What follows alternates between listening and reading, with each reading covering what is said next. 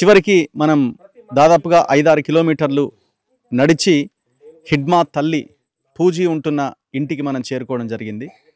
So అత్యంత నిర్మలమైన ప్రశాంతంగా ఉన్న వాతావరణము మనకు కనబడతా ఉన్నది. సమయం దాదాపుగా 1 గంట అవుతున్నది. సో ఆల్రెడీ మనం హిడ్మా తల్లితో మాట్లాడించాము. సో అందరూ జర్నలిస్టులు ఆమెని కొన్ని ప్రశ్నలు అడిగారు. వాళ్ళకి గోండు భాష మాత్రమే వచ్చు. ఆ భాషలో ఆమె సమాధానం చెప్తే పక్కన ఉన్న వాళ్ళు ట్రాన్స్లేట్ చేశారు. సో అది మనం మీరు ఆ వీడియో కూడా ఇప్పుడు చూస్తారు. ఒక్కసారి ఆ తల్లి ఉంటున్న ఇల్లు చూడండి. చిన్న వాళ్ళ పాప ఇంకొకటి ఇందులో ఉంటున్నారట. మనం ఫస్ట్ చూపించిందేమో వాళ్ళ పెద్ద కొడుకు ఉంటున్నాడు అక్కడ. అంటే హిడ్మా వాళ్ళ అన్న ఉంటున్న మోయా ఉంటున్న ఇల్లు అది. సో ఇక్కడ తల్లి ఇక్కడ కొద్ది రోజులు అక్కడ కొద్ది రోజులు అట్లా వచ్చి వెళ్తూ ఉన్నది. సో మధ్యలో దూరం ఒక 5-6 కిలోమీటర్లు నడిచి వెళ్తుంది, నడిచి వస్తుంది తను.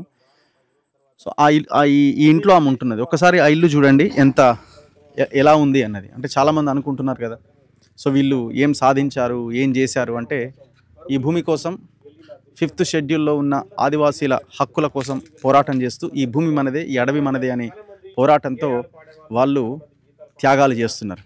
సో ఆ త్యాగాలు చేస్తున్న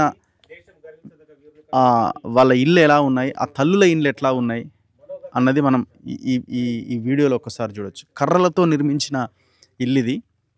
ఆ పైన జాతీయ జెండాను పెట్టినట్టున్నారు సిఆర్పిఎఫ్ వాళ్ళు.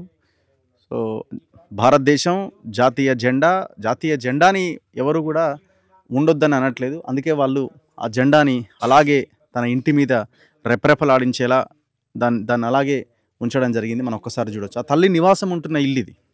కర్రలతో చిన్న మొద్దు కర్రలతోనే నిర్మించబడి ఉన్నటువంటి ఇల్లు ఇది. ఈ ఇంట్లోనే ఆమె నివాసం ఉంటున్నది ఆ తల్లి.